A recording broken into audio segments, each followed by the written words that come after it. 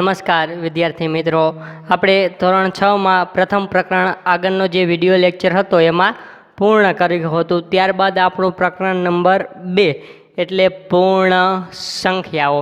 તો પૂર્ણ સંખ્યાઓ પ્રકરણમાં તો આપણને એટલી ખબર પડે કે પાછળ આવ્યું સંખ્યાઓ અને આગળ શબ્દ આવ્યો પૂર્ણ।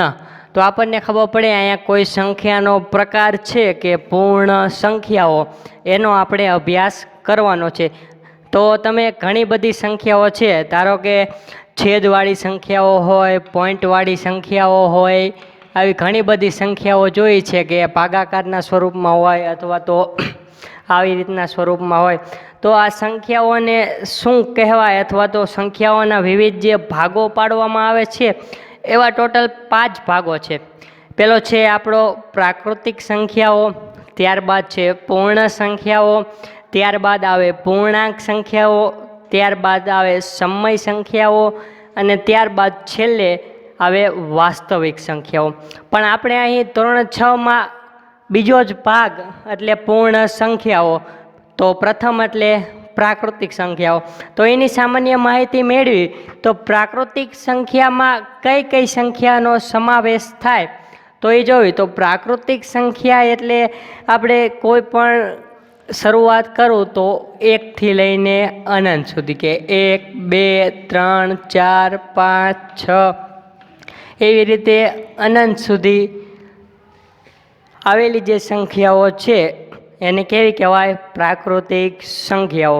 તો તમને આમાંથી ઘણા બધા પ્રશ્નો વિકલ્પો સ્વરૂપે પૂછાય કે નીચેમાંથી કઈ પ્રાકૃતિક સંખ્યા નથી? વિકલ્પો આપેલા હોય 1, 2, 3, 4 ને એક વિકલ્પ એવો આપેલો હોય કે -1।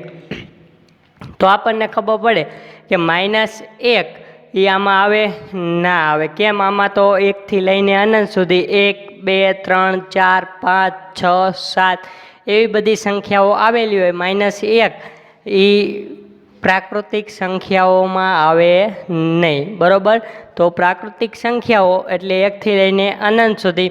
કાં તો તમને એવો પ્રશ્ન પૂછે કે નાનામાં નાની પ્રાકૃતિક સંખ્યા કઈ? તો આપણને ખબર પડે જ્યાંથી શરૂઆત થતી હોય એ કેવી સંખ્યા હોય? નાની સંખ્યા હોય। તો જુઓ અહીંયા શરૂઆત ક્યાંથી થાય?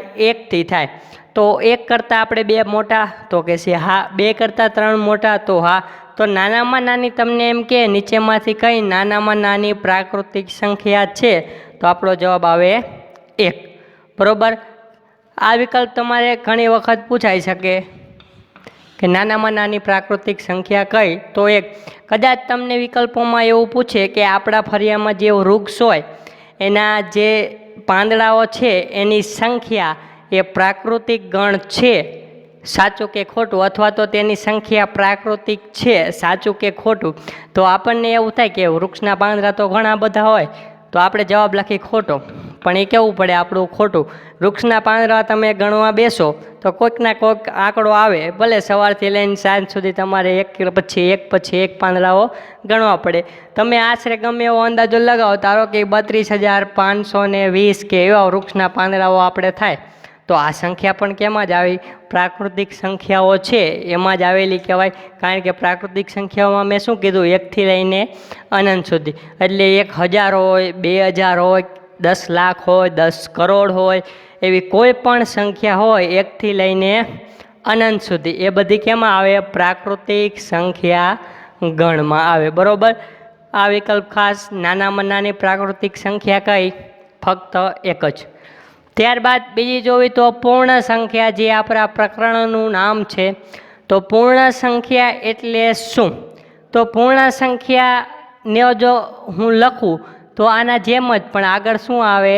0, પછી 1, પછી 2, પછી 3, પછી 4, પછી 5 લઈને અનંત સુધી।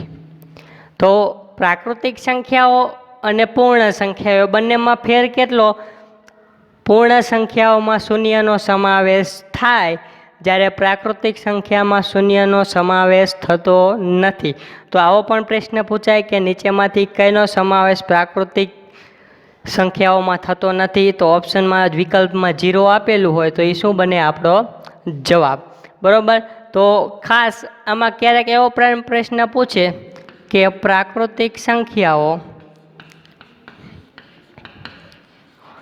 વત્તા ખાલી જગ્યા બરાબર પૂર્ણ સંખ્યાઓ. તો પ્રાકૃતિક સંખ્યાઓમાં હું એવું શું ઉમેરું તો આપણને પૂર્ણ સંખ્યાઓ બધી મળે? તો બધી પ્રાકૃતિક સંખ્યા આપણને ખબર છે 1 થી લઈને અનંત સુધી, પણ પૂર્ણ સંખ્યામાં વધારે શું એક આવેલો? શૂન્ય. બરોબર, શૂન્યને આવી રીતે દર્શાવવો પડે. આને શું કહેવાય? આપણે ગણ સ્વરૂપે દર્શાવ્યો કહેવાય. શું કહેવાય? ગણ સ્વરૂપે. તો પ્રાકૃતિક સંખ્યાઓ જે છે એમાં હું શૂન્ય ઉમેરી દઉં એટલે આપણને બધી જ પૂર્ણ સંખ્યાઓ મળી જાય. બરાબર. તો ક્યારેક એવો પણ પૂછાય કે બધી જ પૂર્ણ સંખ્યાઓમાં પ્રાકૃતિક સંખ્યાનો સમાવેશ થાય છે, સાચું કે ખોટું? તો વિકલ્પ આપણો જવાબ બને સાચું, કારણ કે જે બધી પૂર્ણ સંખ્યાઓ હોય એમાં પ્રાકૃતિક સંખ્યાઓ તો આવી જ જાય 1 થી લઈને અનંત સુધી. આમાં 0 થી લઈને અનંત સુધી. તો ખાસ આવા નાના મોટા વિકલ્પો આમાંથી પૂછાય તો યાદ રાખવાના. બીજું ઓલા જેમ કે એમ પૂછાય નાનામાં નાની પૂર્ણ સંખ્યા પૂછાય. કેવી? પૂર્ણ. તો એનો જવાબ શું આવશે? શૂન્ય. બરાબર. નાની પ્રાકૃતિક સંખ્યા કહીએ તો 1, નાની પૂર્ણ સંખ્યા કહે તો શૂન્ય. પ્રાકૃતિક સંખ્યા 1 થી લઈને અનંત સુધી, પૂર્ણ સંખ્યા 0 થી લઈને અનંત સુધી. જે પ્રાકૃતિક સંખ્યાઓ છે એમાં હું 0 ઉમેરી દઉં એટલે આપણને શું મળી જાય? તમામ પૂર્ણ સંખ્યાઓ મળી જાય. હવે ત્યારબાદ તમારી બુકમાં ટોપિક આપેલો છે પહેલાંની સંખ્યા અને પછીની સંખ્યા. પહેલાંની સંખ્યાનું તમારે કૌંસમાં નામ આપેલું છે પૂર્વવર્તી સંખ્યા, અને પછીની સંખ્યા એટલે પ્રતિવર્તી સંખ્યા. તો પૂર્વ એટલે પહેલાંની અને પ્રતિ એટલે ત્યાર બાદની. તો તમને આના ઉપરથી જાણ પડે જ તે કે તમને એમ કે 1 ની પછી કઈ સંખ્યા આવે તો તમે તરત મને જવાબ આપો કે 2. બરાબર. તો આ શું થયું?